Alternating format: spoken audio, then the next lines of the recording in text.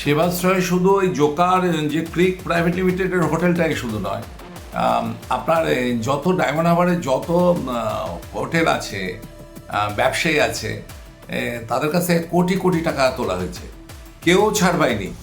এবং অভিষেকের যে অপারেশনাল অ্যাসেটগুলো ছিল লোকালি, যে পলিটিক্যাল লেভেলে, প্রত্যেকের উপর দায়িত্ব ছিল এত কোটি টাকা করে তুলতে হবে। পানাকুয়াতে ভোলা সর্দার যে প্রধান ছিল, সেই সেখানকার যারা কতগুলো মার্ডার রেপ করেছে তার নেই ঠিক, এখন পালিয়ে বেড়াচ্ছে। তো সেই ভোলা সর্দার এক একটা দোকান থেকে 3 লক্ষ 4 লক্ষ টাকা করে নিয়েছে। মানে শুধু ওই পানাকুয়ার ওইটুকুনি জায়গা থেকে অন্তত কত কোটি টাকা নিয়েছে। আর সেখানে দিলীপ মণ্ডল তো, দিলীপ মণ্ডলের সাগরেদি তো ভোলা সর্দার ছিল। এটা হচ্ছে দিলীপ মণ্ডলের চিঠি, নিজের হাতে লেখা, নিজের প্যানের চিঠি। এই চিঠিতে পরিষ্কার করে লিখছে যে to the chairman Joka Creek Private Limited, Kailan park, যে আমি এই সেবাশ্রয় হেলথ ক্যাম্পের জন্য আমি এতজনকে 21/1/2025 থেকে 31/1/2025 অবধি আমি রাখবো। তার জন্য 22খানা রুম দরকার এবং তার সঙ্গে খাবার দাবার সমস্ত ফ্রি। এই জন্য আপনাদেরকে ধন্যবাদ জানাই। এ তো প্রুফ যে এরা জোকা ক্রিক লিমিটেডের প্রাইভেট লিমিটেড হোটেলটায়, সেখান থেকে দিলীপ মণ্ডল নিজে চিঠি লিখে তাদের পয়সা দিতে পারবে না, তাদেরকে সাহায্য করার জন্য আমার ধন্যবাদ জানিয়েছে। বলছে আমাদের 22খানা রুম দরকার, তাদের খাওয়া দাওয়া, ডাক্তারদের সমস্ত কিছু ফ্রি। তো এটা তো সাধারণ একটা ছোট উদাহরণ।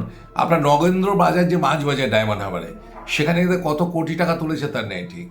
এবং এই রাজস্বী বলে যে ওইখানকার যে কাউন্সিলর আছে, রাজস্বী এবং জগন্নাথ সরকার, ওখানকার যে তৃণমূলের নেতা, এরা মিলে ওই টাকাগুলো তুলেছে, সঙ্গে আপনার বিশাল বলে একটি ছেলেকে নিয়ে। এরা এইরকম অন্তত আমার হিসাবে শুধু ডায়মন্ড হারবার লোকসভা থেকে প্রায় 250 থেকে 300 কোটি টাকা এই সেবাশ্রয়ের নাম করে তোলা হয়েছে। এছাড়াও প্যান্ডেল ডেকোরেটর যারা করেছে, যারা প্লেস করেছে, ব্যানার করেছে, তাদেরও কোটি কোটি টাকা দেওয়া হয়নি। তার সমস্ত বিলও আমাকে অনেকে পাঠিয়েছেন। তো এটা নিয়ে তদন্ত হওয়া উচিত। অভিযোগ বলতে এখানে সেবাশ্রয়ে 1, 2 দুটোই হয়।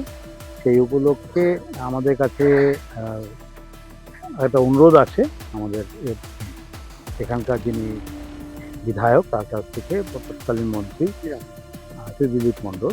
তো এখানে আমাদের ক্লাবটাকে দিতে হবে ওদের ওই সেবাশ্রয় ক্যাম্প করার সুবিধার্থে, তাদের যারা গেস্ট অ্যান্ড অফিসিয়াল থাকবে তাদের জন্য। তা আমরা সেটা দিয়েছিলাম।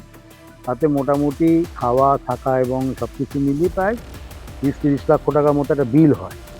কিন্তু সেই বিলটা আমরা রিকভার করতে পারিনি। এখানে অনেক কর্পোরেট এবং প্রোগ্রাম হয়, বিরাট বিরাট প্রোগ্রামই হয়, সব বিলই রিকভার, কিন্তু এই বিলগুলো আমরা রিকভার করতে পারিনি। এবার যেটা হয়, বিল চাইতে গেলে বলা হয় ঠিক আছে দেওয়া হবে, দেবো না। আমরা এখানে চিঠি তো পাঠিয়েছেন বিধায়কই, তো সেখান থেকেই বক্তব্য রাখা হবে। তো তখন বলা হয় ক্লাব ঠিকঠাক চালাতে গেলে পরে ক্লাবটা যেন ঠিকমতো চলে, এটা নিয়ে বেশি জোরাজুরি না করাটা জন্যই আমাদের বলা হয় বেসিক্যালি। তো সেই সময় তো আর এই নিয়ে অভিযোগ করলে অভিযোগ নেওয়ার মতো একটা অবস্থান বা পরিস্থিতি ছিল না, তাই আজকে এসে সেই অভিযোগটা করা হয়েছে। অভিযোগ কোথায় করলেন? বিষ্ণুপুর থানাতে যারা কর্তৃপক্ষ আছে, আমি এখানকার অ্যাডভাইসার। তো অ্যাডভাইসারি বোর্ড একটা ডিসিশন নিয়েছে যে এবার একটা অভিযোগ করা হোক, কারণ টাকাটা রিকভার করতে হবে।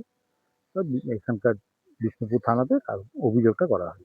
লিখিত অভিযোগ করে? হ্যাঁ, লিখিত অভিযোগ করা হয়। সেটা কি গতকাল করেছে? হ্যাঁ এফআইআর হয়েছে? হ্যাঁ হ্যাঁ। কি চাইছেন আপনারা?